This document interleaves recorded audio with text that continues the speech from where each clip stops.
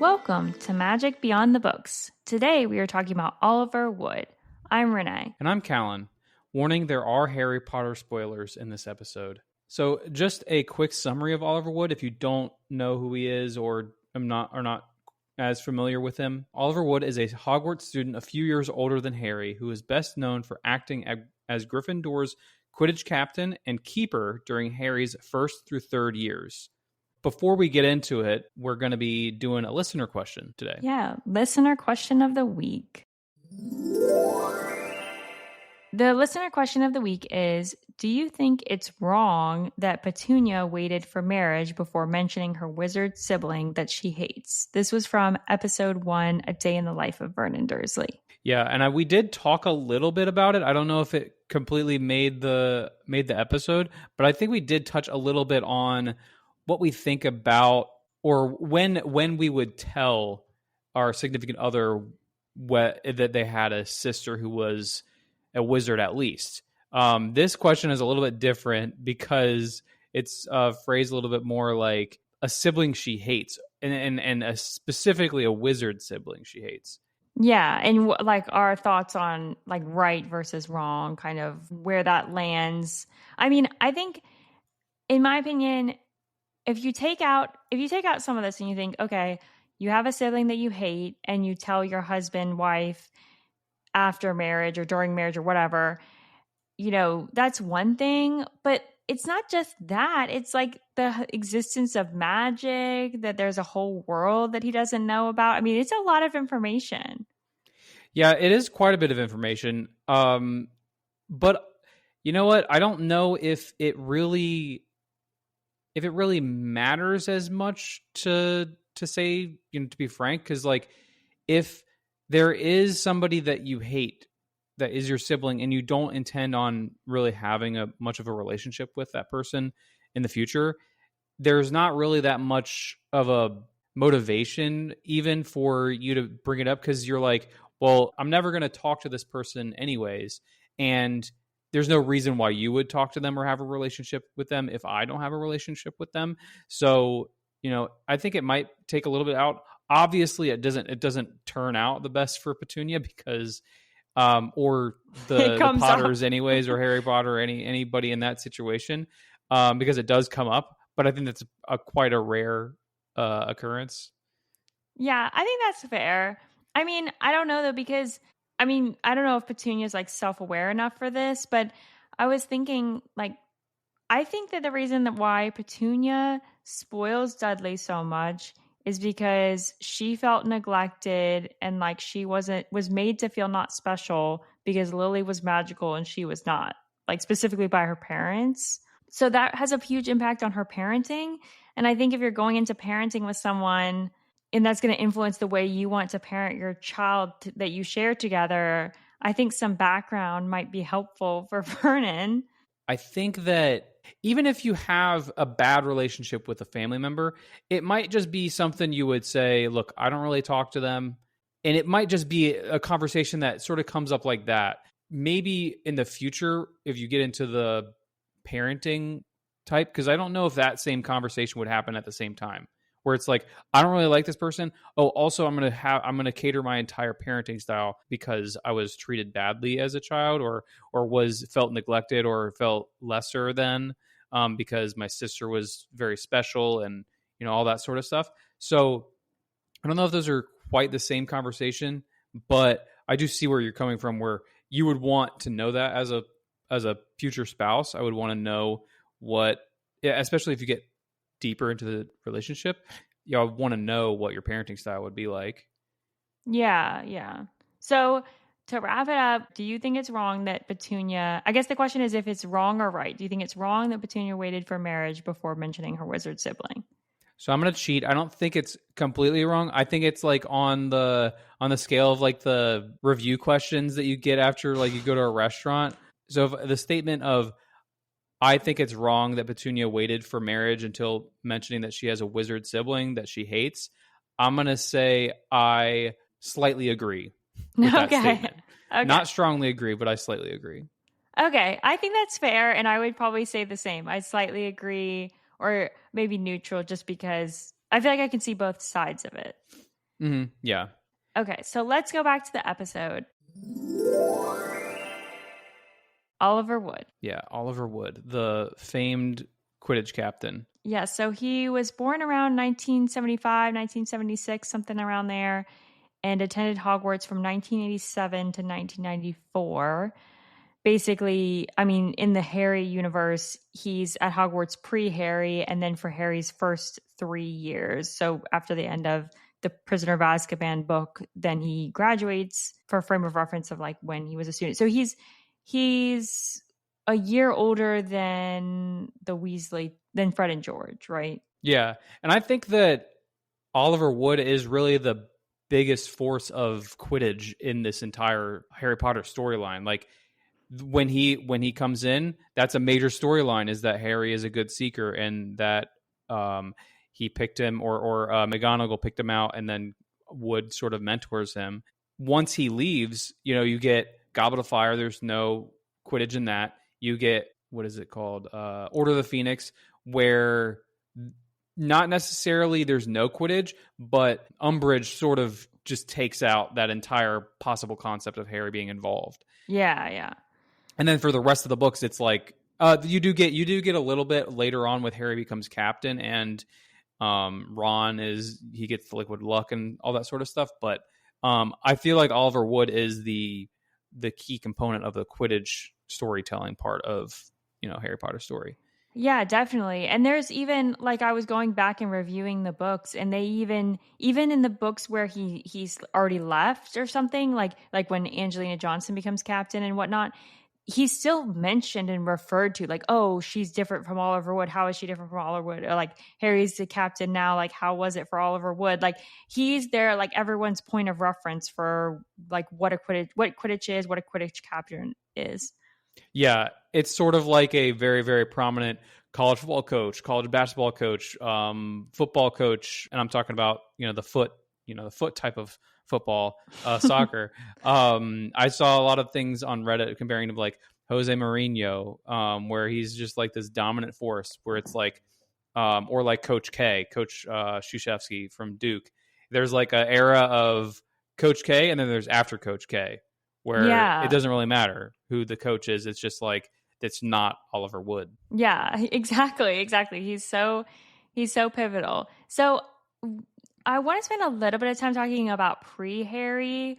I think there's some confusion here. So Charlie Weasley is another one that maybe not so much as a coach, but Charlie Weasley's talked about a lot as being such a great seeker. Like, he could have played pro, but then he decided to go work with dragons. Charlie graduated the year before Harry arrives. And it's also mentioned that he was captain, but then it's also mentioned that Oliver Wood was captain the year before. So I've seen some stuff like was Oliver Wood the captain before? Was Charlie Weasley the captain before? Did they share captaincy? Like, what was going on there? I think I'm going to choose to believe that Charlie was so good at Seeker that they thought Oliver Wood would just be better at being the leader, the captain, and Oliver would just take all of those responsibilities, and Charlie would just focus on being the Seeker, because that is a very pivotal position in the Quidditch game. So that's sort of what I choose to believe. He was the player that was like the best player. Maybe he became the captain because he was the best player, and then it eventually became like, look, I just need to focus on whatever. I just need to focus on being a Seeker so we can win games. And so this is another thing. Do you know how the Quidditch World or the Quidditch Cup at Hogwarts works? Like with the scoring and who wins and how all that works? No. Do you know? I looked it up. So I was curious because I don't know where I thought of this, but I was like, okay, there's only 6 games because each house only plays each other house once.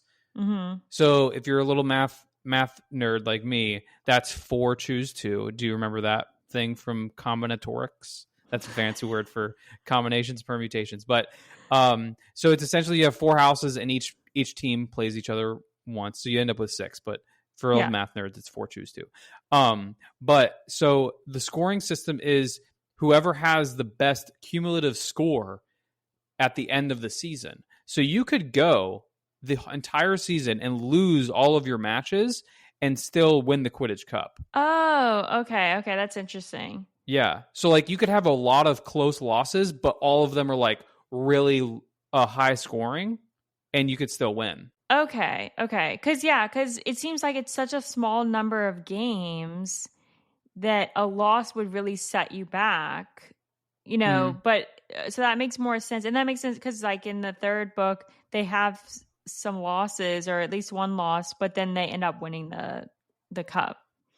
The Gryffindor, yeah. Was that the one where Oliver Wood was like only catch it if it were up by 50 or something like that? Yes. Yeah. But yeah, I thought that was interesting because I was thinking like, how can you even determine a winner? Because if each house like beats each other, then everybody ends up with one win or something like that. One win, one loss, and one tie. Then it would just be very like messy, and then there'd be a bunch of tiebreakers. I guess you could do it where it's like if you have a tie, then you go to the overall score, but they just go to the overall score just straight up. The Quidditch Cup wins you points for the House Cup, so you can win.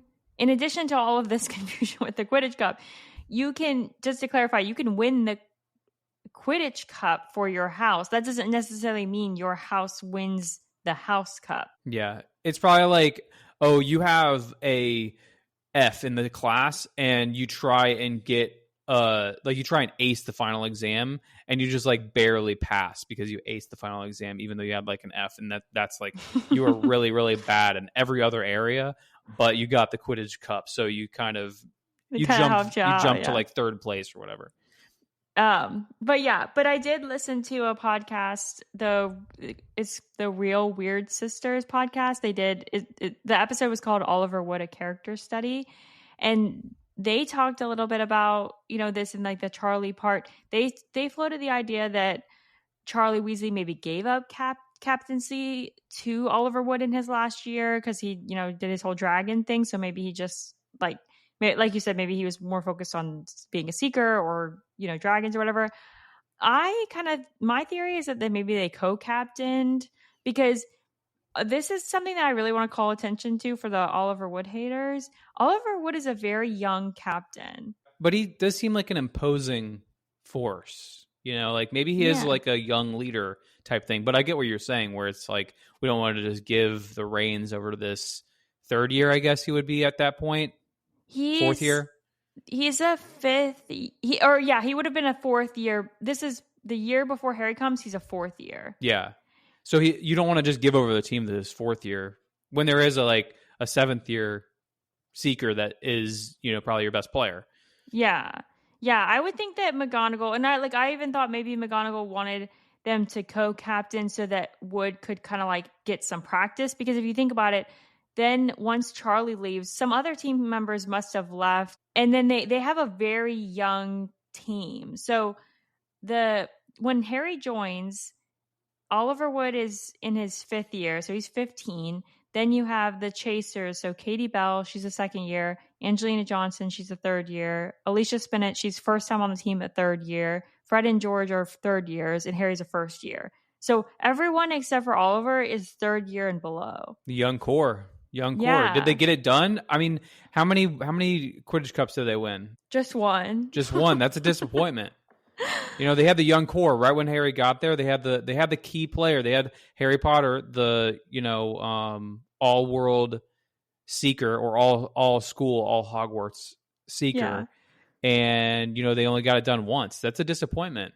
Well, okay, there was some other factors, so let's go through them. So yeah, they had some extracurriculars that got in the way. Think about Oliver Wood's scenario here.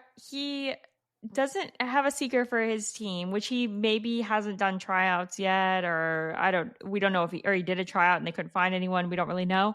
But McGonagall recruits this kid who has never even seen Quidditch, doesn't know like any of the rules, doesn't know what any of the balls are, like nothing. And he just comes on and he's like, hey, and Oliver Wood has to teach him everything from scratch. And I feel like he should get, and he has a positive attitude about it. I feel like he should get a little credit for that. No, I think he definitely gets credit for it. I don't think that there's that much to learn about Quidditch to be a seeker, I guess. Like it's like go find ball.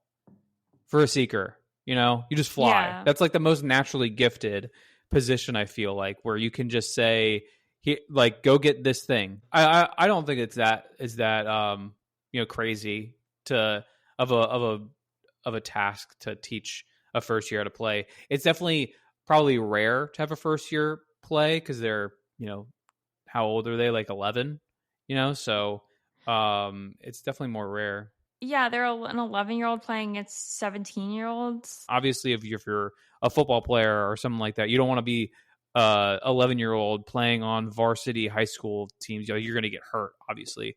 But for like things like basketball, if you're a young, talented like basketball player or a young, talented soccer player, and you're just too young, but you have sort of that athletic build and you have the skill set, you should want to play against harder competition. Yeah, that's true. I mean, I know from my own personal experience with a variety of sports, like I've been the worst person on the team. I've been the best person on the team. You do not want to be the best person on the team because you need to find a new team. Like you're not challenging yourself enough. Yeah, it's like having the best looking house on the street. So Harry's first year, they play the Quidditch Championship against Ravenclaw, but they have to play without a seeker because Harry's in the hospital wing after the whole Quirrell Voldemort situation. Yeah. So Gryffindor has their worst loss in the past 300 years. Oh my God, that's pretty bad. Yeah. I mean, if we're evaluating Oliver Wood, having the worst loss in 300 years is not a great thing to put on your resume as your coach. And this would have been his second year, first or second year being captain, because the year before it's a little bit unclear. Because basically, like Oliver Wood's captain 1990 to 1994, we think Oliver years 4 through 7. And then there's no Quidditch in the fourth book, right? Like we said. So there's no captain. And then Angelina Johnson is captain from like 1995 to 1996, her 7th year, which is the fifth book. And then the 6th book, Harry's captain. So like, and then I think maybe Ginny's captain. I don't know who's captain after Harry, or if they even have Quidditch in the 7th book. So yeah, so most people, I mean, for frame of reference, like our Harry and Angelina were only a captain for a year. We don't know how long Charlie was a captain. So Oliver Wood being captain for like 4 years or whatever, and starting at maybe 14 is a long captaincy, and it doesn't start off very strong. So yeah, so first year Harry's out, and they play without a seeker. Which, like, what do you think Oliver Wood should have done differently there? For playing without a seeker? Like they played without like they played a man down? Yeah. Like I mean, you can't find another person to just put on a broom? Or at least, like, maybe even make the person who's not, like, I bet Alicia Spinnet or whoever else who has been on the team for a while, I bet they could be a seeker for, at least sub in. They'd be a better seeker than no seeker, because that is the most pivotal position, maybe. I don't know. Yeah, I listened to another podcast by the Super Carlin brothers. This podcast, it was called Harry Potter, a scathing review of Oliver Wood. And they really went in on him about this championship that they played a player down. They talked about how, like, Alicia Spinnet was a reserve last year. They specifically say that. So she seems to be the only reserve that's ever talked about ever, or like, I think American people might probably call it like a substitute. Or backup. Yeah. Bench warmer. Yeah. So this is where it gets confusing. And also I looked in Quidditch Through the Ages. If a player gets injured throughout the like course of the game, you cannot replace them. So you have to play a player down. So Harry gets injured before the game happens. So it's not really clear to me, like, could you get a person? But also, I don't know, like, Calen, you've played on many leagues before for different sports, like, and I've played on, even like rec leagues. I think it's pretty common to not be allowed to just add a person onto the team when it comes to the playoff game.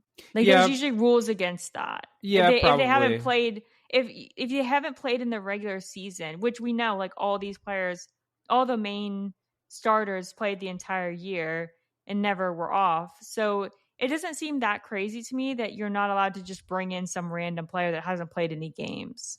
I think Oliver Wood is he like sets the tone, right? But when it comes to like the schematics and logistics of Quidditch, we can see later on too where he has like all of the strategy talk. He's been doing all summer. He's coming up with the next Yeah. game plan that could break open the Quidditch Cup at Hogwarts, and it just falls flat on its face, you know? Yeah, I think Oliver Woods. I mean, I've had many coaches throughout my life, and you can think of like I can think of different coaches were good coaches in different ways.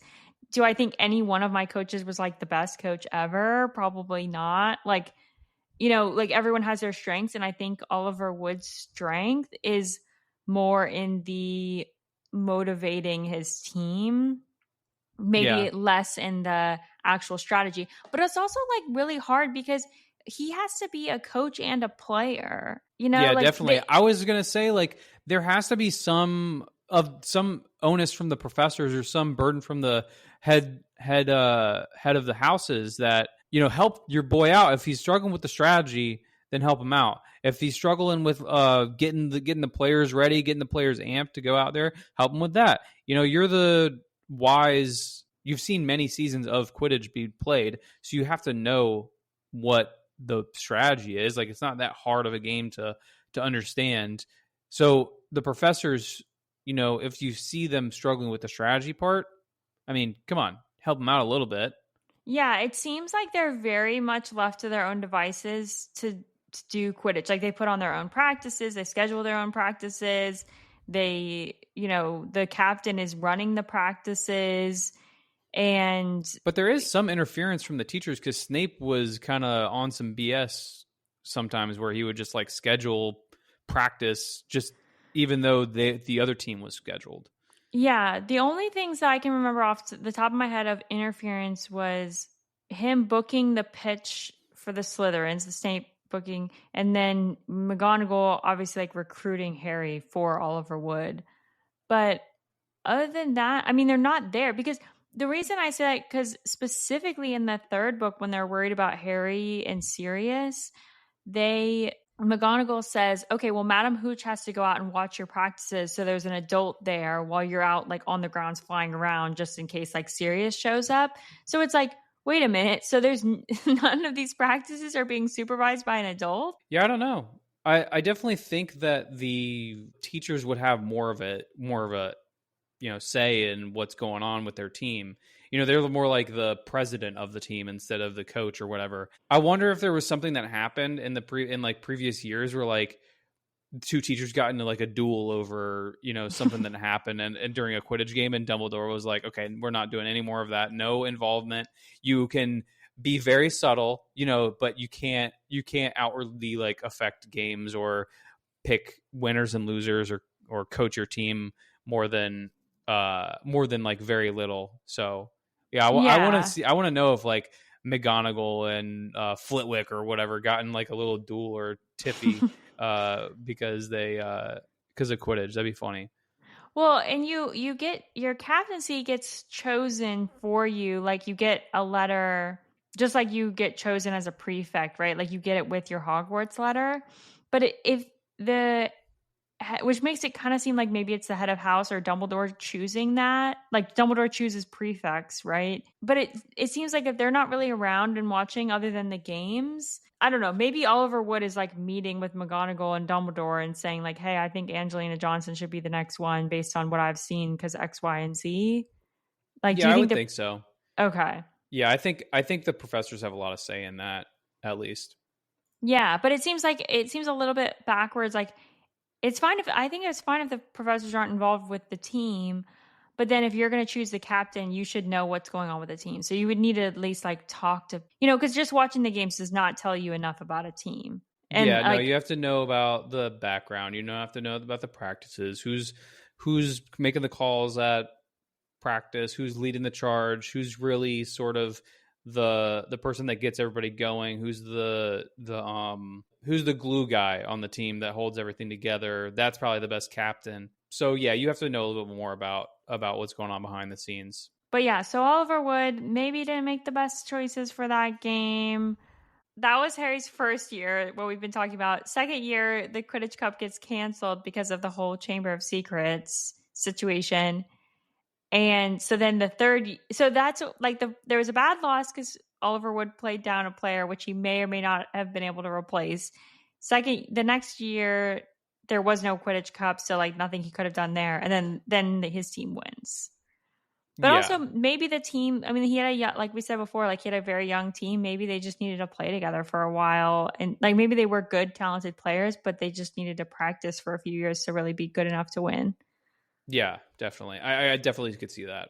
And then that's pretty much his story. I mean, he like through his whole focus for the first 3 books is just to win the cup. He wins the cup and then he graduates and he goes on to play pro.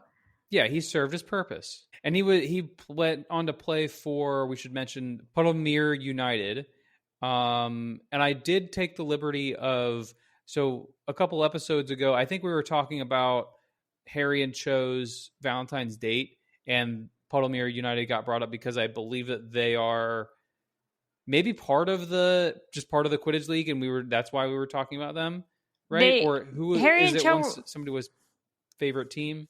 yeah, Harry and Cho were just like talking about Quidditch and they brought up Oliver Wood and talked about pro teams a little bit. Yeah, Puddlemere United, they're described as wearing navy blue robes with an emblem of 2 crossed golden bulrushes, which are like a wetland grass kind of plant. I took the liberty of making a new logo with AI. Please don't come at me because I'm not trying to sell this or whatever. But this is what I came up with. Okay, It's nice. similar. It's very, very similar, but it looks a little, there's some more stuff. It's a little bit more detailed. It's got a golden snitch in the middle. It's got the background of it is the 2 crossed cattails. And then there's also a broom in there. So I thought that was a little bit more of a better logo. I think that's a little bit better than that one. Now it's a bad image, the one that we're looking at right now on my computer, that is just in the wiki, because I think it's just a small image. Mm-hmm. But I think mine is a little bit better. I think yours is better. I think the addition of the snitch in the middle of the cross is kind of cool. And just in general, like I guess I'm just confused. Like we know that teams have mascots, so what would their mascot be if their like icon is plants? I don't know. So in America we have the Nebraska Cornhuskers, and it's just a corn. Oh, okay. So I feel like they could figure out something. Although it's probably harder to make a cattail look like significant. I feel like you'd have to make the cattail way wider than it normally is. Like with corn, you could just put somebody in a corn costume and put a face on it, and then it'd be fine. Yeah, or maybe you just use like some other like wetland animal or something. Like you could make a bushel of cattails. Oh, there you go. Yeah. Yeah, put a face on that. If you didn't listen to the Harry and Cho episode, I talked about it a little bit, but Puddlemere United is the oldest team in the league, and their anthem is "Beat back those Bludgers boys and chuck that quaffle here." Yeah, we got to work on that one too. I'm sure they got. You need to come up with a new one for that too, Calen. Yeah, I'm sure that they have some good chants in Quidditch, just like they do in soccer. So I would like to hear those, but that little jingle or whatever that you just said, I think we need to work on that one, Puddlemere. Yeah, even like Weasley is our king is better than that one. Yeah, that one was pretty funny because they turned it around on. I like when Slytherin. They turn it around. Yeah, they took back the power of Weasley's our king. Do you want some keeper facts? Yeah, go for keeper facts, because he was a solid keeper, right? He was a reserve on Puddlemere, so he was a professional. Yeah, he went on to play pro, so I think we have to assume that he's good enough to get like recruited by a pro team at least. Yeah. Okay, so keepers in the start of Quidditch, the keepers originally acted as a dual role between chaser and keeper. Oh wow. So yeah, so they That's were impossible, I feel.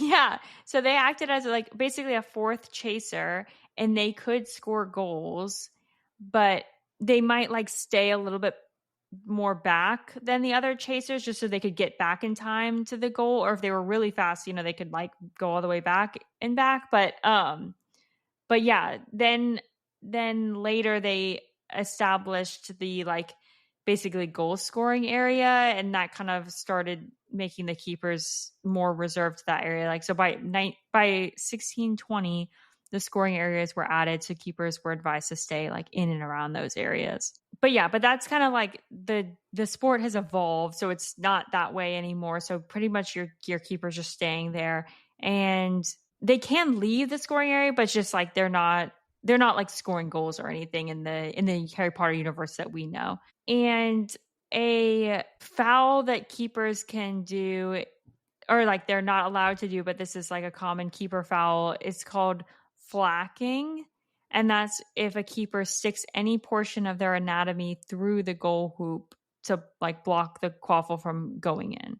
Okay, interesting. So basically, as a keeper, you need to stay in front of the 3 goal hoops and stop the quaffle from going in from the front of the hoop. You can't like, go behind it and stick your hand through to stop it from coming through or anything like that. Like you can't be sticking your hand through the hoops. You're just going in front of it, right? But yeah, so that's pretty much all I have about keepers. There wasn't really much. In Quidditch Through the Ages, they said nothing about the type of physical, person that is a keeper like they did with beaters. I would think that they'd probably would be taller, right? To Yeah, a like little reach, lankier. yeah, be able to reach more. They didn't say anything. They're just like, you could pull anybody off the street. They could be a keeper. Do you think you would be a good Quidditch captain? I don't think I would be a good player. Maybe like a keeper. Obviously, I don't have any idea how I would do on like a broom, because we're Muggles, and that's just very foreign to us. But I feel like I would be an okay chaser. I could like sort of mix it up with them. I could pass the ball. I could throw pretty well. So I maybe I could be a pretty good chaser. So yeah, I think I would be okay. I think I'd be okay at it. And definitely like the logistics, like the strategic point of view, I think I would be pretty good at that too. As far as Oliver Wood's timeline, after school, we know he plays pro, and then he returns for the Battle of Hogwarts. So we see him a little bit in the 7th book. So that's like, I feel like that's his one shot where we show him not involved with Quidditch in some way or another. Yeah. It's just in the book, right? Like they don't show him in the movies. So in the movies, he has an uncredited cameo where he's flying over the battle, like leading basically an airborne attack on the Death Eaters. Man, so even at the Battle of Hogwarts, he's still somewhat involved in riding a broom. In the movies, yeah. In the movies, they were like, he's got to have a broom. But in the books, they just show him. I think they show him like in the Great Hall when they're getting together and everything for the battle, and then he's working with Neville to basically collect up the dead. Bring out your dead. That's from Monty Python. So Oliver Wood is with the cause. He doesn't just care about Quidditch. Otherwise, why would he like risk his life to go to the Battle of Hogwarts? I feel like. Yeah, he's an honorable guy. He's got the courage. He definitely has the courage. I feel like he would lose a lot of credibility with the people of the fans if he didn't at least show some sort of effort to be with the cause. Because he just seems like that kind of guy when he's at school. Yeah. I don't know. Like everyone can have their opinions. I don't think he's a bad guy. Should we talk about? I don't think he's a bad guy. I think he's a bad coach. Okay. You don't think he's a bad guy, but you think he's a bad coach. I think he's. Yeah, I guess I would say he's probably not the best coach, but I also think he's like young and had a young team, and he has to coach and play. So I feel like I'd give him a little bit more grace about it. Yeah, I'll give him a little grace. But maybe I'll be like, listen, Oliver, like this just isn't the best role for you. We got to find a way to get you a little bit more productive in other ways. Yeah, I'll take over the strategy, Oliver. Yeah, he should have had they should have co-captains. He was a very good motivator. Like he Yeah, might definitely keeping people on task. That's what he was. That's what his like bag was. It was like motivating people to come practice and like making sure that they were doing things consistently and practicing and all that sort of stuff. He had a good work ethic. Yeah, yeah. I mean, he was going and waking them up. And I feel like people, when I was scouring for like theories about Oliver Wood and everything, people were saying he cared too much about Quidditch, like so much that he didn't care about his players and that he didn't care about Harry's safety.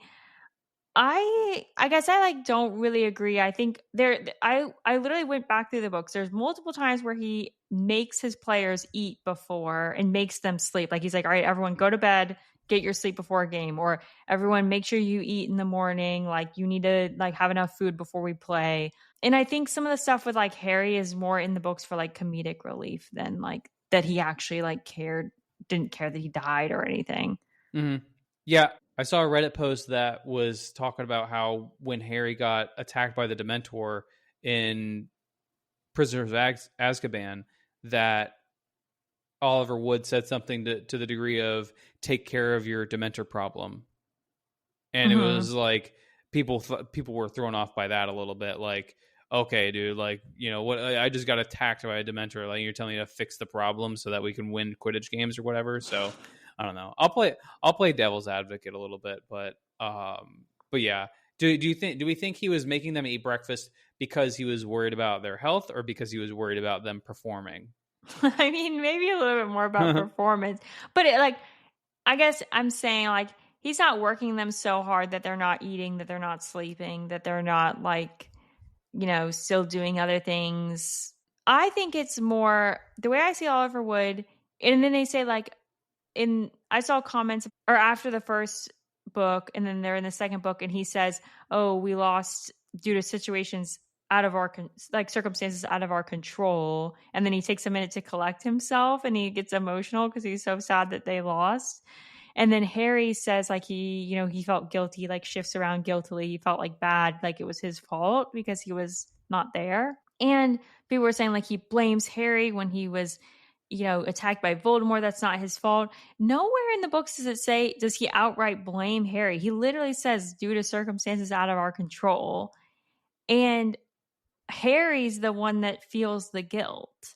And I feel like it's more about the fact that like Oliver Wood is this person that Harry looks up to and cares about, and the whole team cares about enough. Like they want to perform well because they want to have a win for him. Like they care about making him happy. So his team isn't like, "Oh my gosh, Oliver Wood, he's like so terrible to us. Like we need a new captain or anything." Yeah, I think there are comments that Fred and George make that are like they poke fun at Oliver, but they also are like, "Don't worry, dude. Like we would do anything for you or whatever." Yeah, exactly. I think they push back on him a little bit about like pushing Harry, but it's the same. Like I don't know, some of the stuff like people online were saying, in Reddit posts and whatever, were like saying that he was like too hard on Harry, and then I read through all the stuff that like Oliver pushing him, and I'm kind of like, I think all of my coaches growing up were way harder on me than anything that Harry experienced at the hands of Oliver Wood. It's hard to motivate somebody softly. You have to be a hard motivator at times and you have to be harsh with people sometimes. So it's not always flowers and rainbows whenever you're coaching somebody. Sometimes you have to be very harsh. Now, obviously there are people that cross a line, with things like don't like push me or like hit me or like do anything like that. Yeah, yeah, yeah, But yeah. you have to be like forceful with people. And I mean, not, and again, like I said, I'm not saying forceful as like I'm in your face, like screaming at you, but you have to be stern and, like I said, you have to be harsh sometimes and tell people like, you are not good right now and you're not good at this particular thing. You need to get better. This is how we get better at this thing, So Mm-hmm. it's about like being brutally honest sometimes, but also being constructive with your players. Those are the best coaches where they're really, really honest with their players, but they're also dedicated to getting those players better and developing them. Yeah. And there's a part in the first book where Harry, after being out at night, he lost Gryffindor a bunch of points for their house, and so then he feels so guilty that he even goes to Wood and offers to resign from the team. And then Oliver says, like, no, like you need to stay on the team and you need to help us win points back for the house. So I feel like when Harry needs, and he compliments Harry a lot. He's like, oh, you have a great, like, you're really good, you have a great, like, you're the great like the perfect type, like light and speedy to be a seeker. Like I think he tells Harry compliments when he needs to hear compliments, and he pushes him when he needs to be pushed a little bit. Yeah, I definitely think that's his strong point, is the leadership point of view. Yeah, I think I don't agree. Again, like we're not talking about abuse, like, so obviously take that out. But like your coaches, to get results, I think they have to be kind of hard on you. And I think he's telling Harry, like, get the snitch or die trying. I think people are taking that maybe a little bit too literally. Like I don't think he like wants him to die. Definitely not. That's the Yeah. last thing he wants. He doesn't want him to die because he's got to have him for the next year, Yeah. or two or whatever.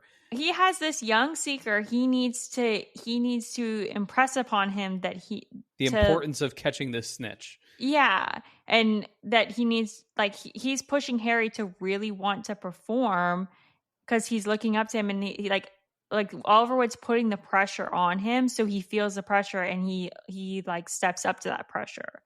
Yeah, so he's just putting a little bit more onus on it. He definitely doesn't mean go die by catching this snitch or whatever. Yeah. So it's not outwardly selfish that he's doing this. He's I think he's a very unselfish guy. I don't think he's trying to win these games because of his own ego. I do think he's trying to win this because he knows that it will be a great feeling for the entire team, not just himself. Yeah, there's a part before actually I forget where this part was exactly, but there's a part where he's giving the team a speech and he goes through every single team member and he says, like, we have 3 great chasers that, and we have the best seeker, and he literally goes through all of the players and talks about how great they are, and then he goes, and me. And doesn't even like say anything about himself. And then Fred and George are like, "Oh, you're great too, Oliver." But it's like I feel like it illustrates that, yeah, he thinks that the team is great, and he has this team that he's somewhat put together himself, somewhat has like just trained up people that Charlie recruited, and is happy with their performance. And I mean, if you go ask anybody, there's been multiple occurrences of coaches being criticized in the real world for being too hard on their players from the media. And anytime, maybe I shouldn't use extremes or absolutes, but most of the time when you go ask those players, do you think your coach is being too hard on you? They're like, no, I don't think that. I love that he was speaking to me in that way, because that makes me know what I'm doing right, what I'm doing wrong in a very clear way. I guess basketball is the closest sport that in the Muggle world to Quidditch, right? And I feel like, there's like Pat Summitt is probably maybe one of the most famous, or one of the most famous women's basketball coaches. And she had such a reputation for like yelling at players and being a hard coach, but she's also known as like one of the best coaches ever. Yeah. So if players didn't like that, then they wouldn't play for her and she wouldn't be as successful as she already was. Yeah, exactly. I'm on the team defend Oliver Wood. Yeah, I think he's a solid coach. I don't think he's the best strategic coach. Obviously, we've already covered that, but I think he's a good coach from the leadership side. Yeah, he's a good leader. Maybe it's a better word. He's a good leader of men and women. So, should we talk about his friends and foes? Yeah. Okay, so friends. I mean, we've talked about this. All the Gryffindor team players. You could maybe give him credit for recruiting Harry, even though that was kind of given to him. So the only player he technically recruited, I think, or brought onto the team from being a reserve was Alicia. Oliver is supposed to be a quote unquote close personal friend of Alicia. That's what Lee Jordan says, which I don't know if that's supposed to be a slight, like he like put her on the team because he's friends with her. Oh, a little, not nepotism, but some other form of ism, right? Yeah. Just implying that. I have a little, you know how I have sometimes my own little headcanon stories Yeah. that aren't canon. I have this little theory in my head that Oliver Wood and Alicia Spinnet had like a, some sort of relationship A in the fling. background. Yeah. Alicia doesn't really get talked about that much in the books. Like she's there. She doesn't, Angelina becomes captain later. Katie Bell's the only one that's on the team at the end when Harry becomes captain. So Alicia, I feel like kind of like flies under the radar. She's just like another chaser. But I just like to think that she's really close friends with Oliver and they kind of like have feelings for each other and they have this little romance, but like Oliver doesn't want to like mess up the team dynamic. So he's like trying to fight it. Yeah, I could see that. He's trying to pull back the PDA a little bit. He's like, Yeah. "Oh, I just want to jump your bones. I just want to snog you," but you can't show that to the team. Not in front of the team, Oliver. Yeah, I feel like even they would like each other, but they'd be like, "Oh, we can't like date. We can't like pursue this because, we can't mess up the team." Yeah, we're trying to win a championship. That can't get in the way. Yeah. I feel like this little headcanon is perpetuated by the fact that Oliver Wood comes back for the Battle of Hogwarts, right? He's not in Dumbledore's army because that happens after he leaves. So someone had to tell him to come back, right? He's like not at Hogwarts at the time of Battle of Hogwarts. Someone who was involved in Dumbledore's army, I kind of wonder if Alicia was still in contact with him if they had something going on, This is a good theory. I like it. You're connecting all the dots too. It's not just, oh, I think because you were trying to dream up some romance. You're connecting the dots. I think that's a good theory. Thanks. Yeah. But the people that write, I have not read any fan fiction, but the people who write the fan fiction give us Alicia Spinnet and Oliver Wood. I feel like in this show, this could be like a little like side, like a plot, just like to fill some time, Yeah. If you're a HBO Max or it's Max. It's Max. If you're a Max producer, writer of the Harry Potter show, maybe think about that. Yeah. I mean, one of my biggest What else do you got to do? One of my biggest complaints about the Harry Potter series is that there's not enough teeny bopper romance. They give it to us in book 6, but I'd like it more spread out throughout the books. Yeah, definitely. I think that was like an afterthought to J.K. Rowling. She's like, "Oh God, I need to figure out some way to get some sort of romance in there," and then she sort of just like shoehorns it in there at the end. Yeah. Like we didn't get enough Harry and Ginny. We barely got any Ron and Hermione. Like, yeah, we needed more. So I'm gonna create. And we only got one brief date with Harry and Cho. Yeah, so I'm gonna create some more romances here, but I'm gonna create them. To me, I'm gonna create them within the confines of the story. The Alicia Spinnet and Oliver Wood, it makes sense. Thank you. I'm glad you appreciate it. But yeah, so back to Oliver Wood's friends. I put McGonagall as partially a friend, but also an enemy because she cancels Quidditch. Yeah, that would definitely put her in the enemy book for Oliver. Now, McGonagall might not be might not be the, oh, I don't like Oliver, but once you do that, you're on Oliver's shit list. Definitely. Oh, yeah. Like, I don't think she has anything against him, but he has something against her for sure. Yeah, I feel like he would, if he was the captain during like the 5th year with Umbridge, he would be like, it's so like, I'm okay with all the rules that you have, but you can't cancel Quidditch. Like, that's ridiculous. You took away my best player. That's horseshit. Yeah. Oliver would have figured out a way to bring Umbridge down immediately. When they had to get permission to reform the team and she was holding out on them, he would have been like, "Oh, you're done." Just because of Quidditch, not because of anything else, not because of the cruelty, the quill that makes you bleed or whatever in the back of your hand, purely because of Quidditch. He is just that much of a competitor, that much of a jock, of a leader of men and women to say, we're going to bring you down because you stopped the Quidditch season. I'm glad that he graduated after the 3rd year, because if he found out that they also didn't have Quidditch because of the Triwizard Tournament, he would be devastated. What? These Harry, he could do both. He risks his life every day on the Quidditch pitch. It's just another day. He's just risking his life again with the dragon. He could play tomorrow. Yeah. Oliver would be like, have to be one of the champions just to like have something to compete. Oh, that is one other thing that I saw where people were saying that it would have made more sense and brought more emotional weight if Oliver Wood was substituted in for Cedric. That is interesting. That would have definitely, like, if Oliver Wood was the one, like, keeping everything the same, like, if he was competing and, like, it would be way more emotional for, like, him to die. Like, I don't know if we were, like, ready for that, though. Because Cedric was enough where, like, it was really sad, but you're like, oh, we're not, like, that close with him.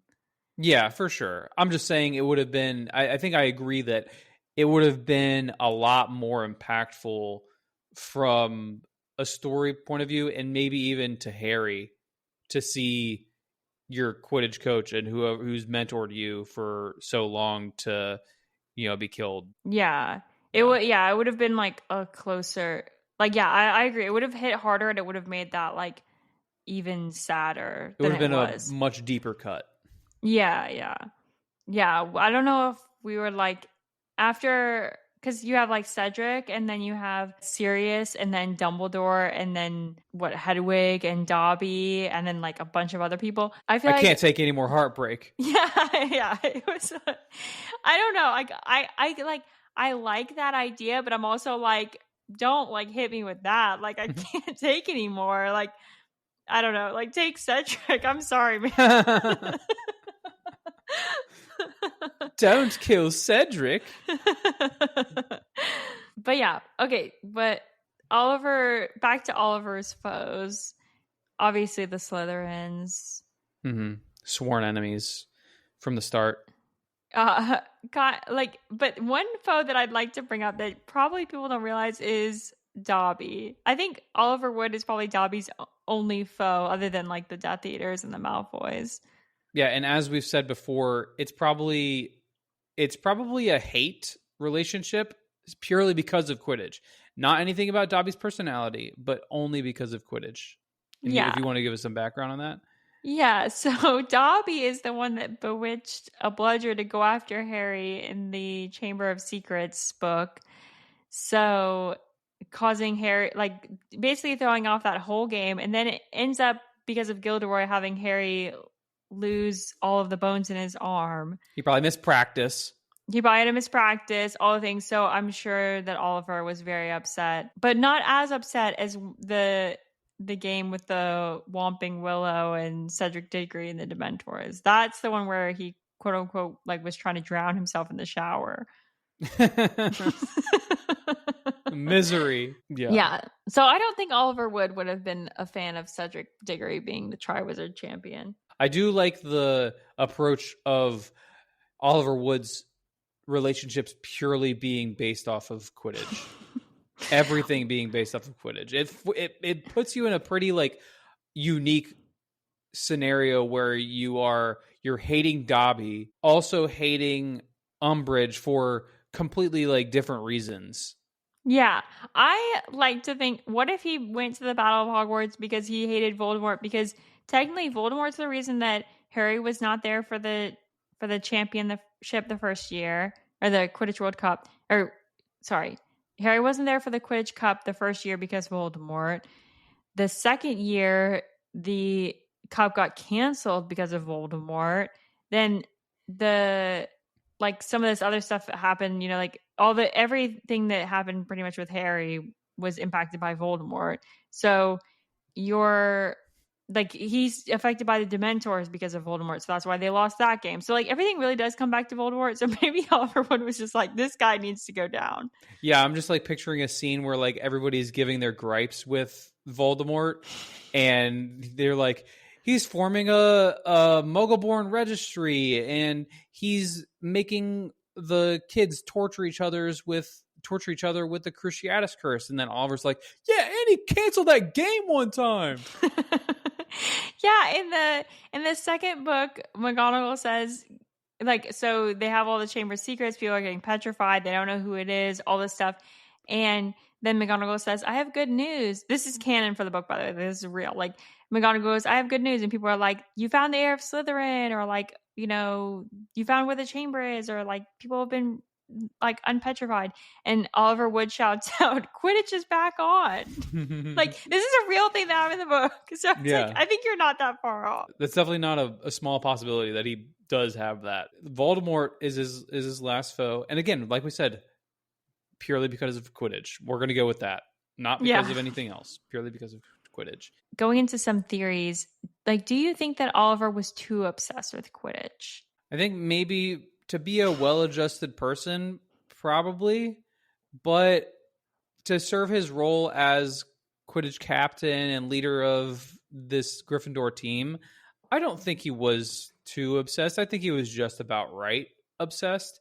He's trying to win games here. He's trying to win games for Gryffindor. He's trying to win games for everybody involved in the team. So if it's kind of like maybe not a rising tide lifts all boats, but he knows that experience would be awesome for everybody on the team. So he's trying to push everybody as much as he can to have that experience.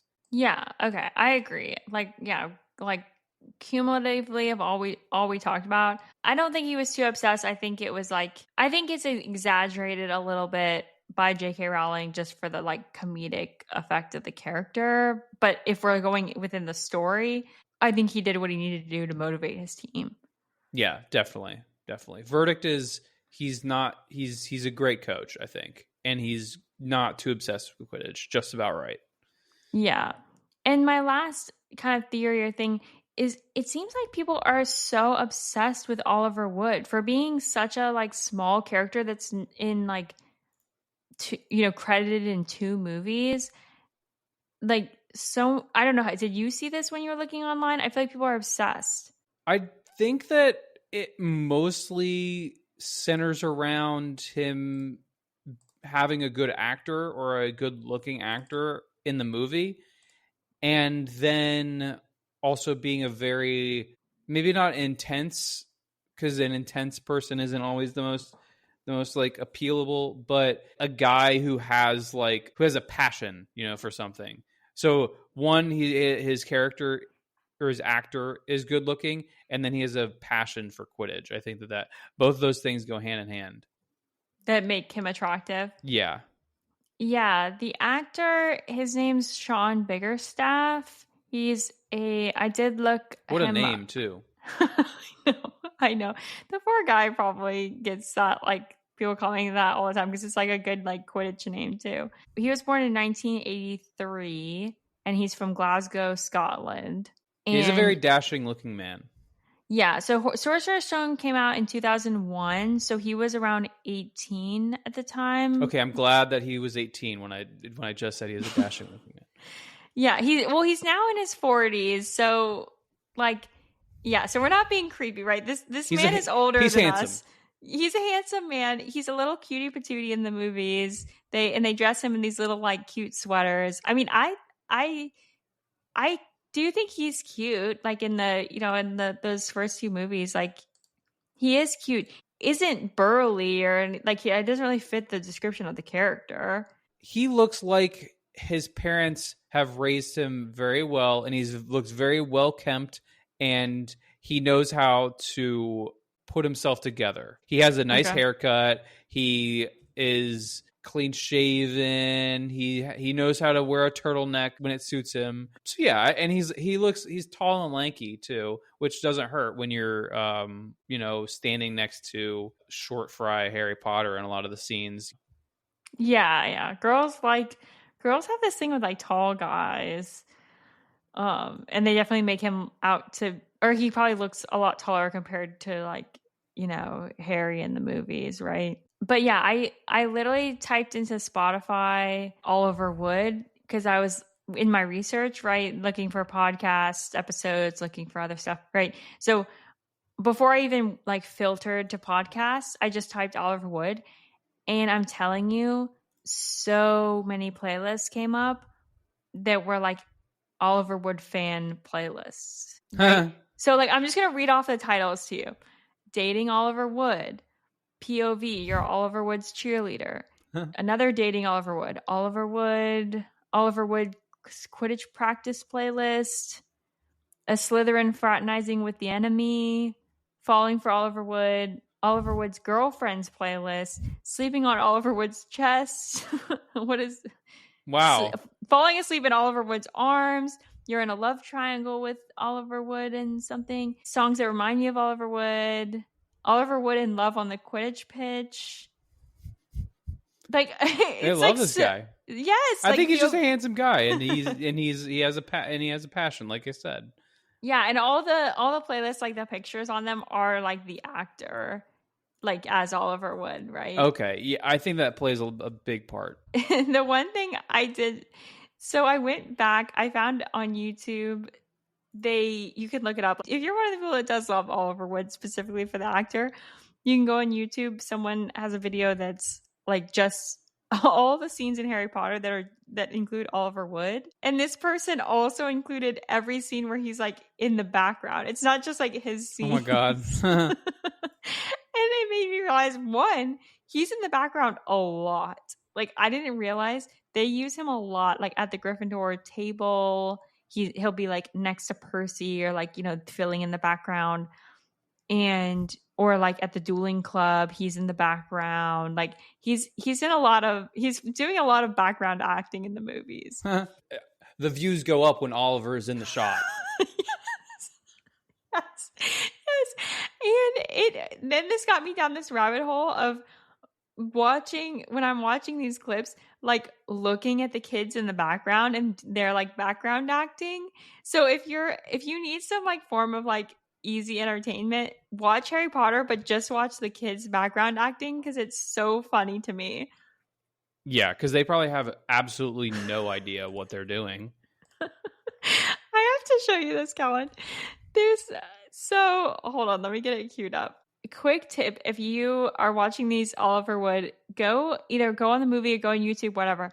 Look at the scene where Harry gets his Nimbus 2000 broomstick from the movies. When it lands on the table and he looks up at McGonagall and stuff.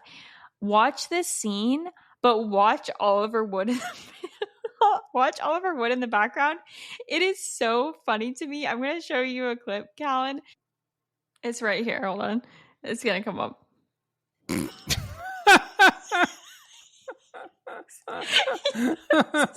So just way too much. He looks like he's like seeing a dead body or something. I saw this. I couldn't stop laughing. I literally was like laughing out loud so loud. He's like never seen a broom before. Yes, it's so the acting. It's crazy. You fly on that. Harry learning that he became a wizard had less of a reaction than Oliver Wood looking at this broomstick. I'm a what? It's so funny to me. He's like blinking. He literally looks disgusted. This is his best moment of background acting of all the scenes I watched. And the rest of them look like mildly like pleased, I guess. It's so dramatic. It's so over the top. So it's from Sorcerer's Stone. If you want to see some great acting, I thought the rest of his acting was fine. It's just this one scene is like so dramatic. It's like his like jaw is open, dropped, like his mouth is open. He's like blinking a lot. He's just in complete shock when he almost looks angry, like Calen said. Like it's so. What the heck? What did they do to us? What is this world? What is this? So if you look on YouTube, if you don't want to go through all the background clips, you can just like Google on YouTube, like Harry gets his broomstick, Nimbus 2000, something like that, and you can watch the clip. It's so dumb.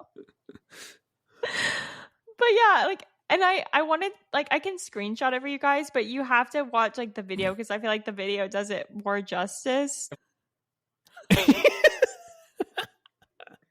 It's the blinking for me. Like what? He blinks like 6 times. Yeah. Anyway. Yeah. Yeah, the acting was probably over the top. At least for that scene. I thought the rest of the acting was was fine. But, but thanks for joining us. Don't forget to subscribe and rate the podcast, and please share the magic with your friends and fellow Harry Potter fans. Next week, we're discussing Bill and Flora's wedding. I'm sure everybody out there has had a interesting wedding experience, so join us for that. Until then, happy reading, happy listening, and may you never encounter a 12-foot mountain troll.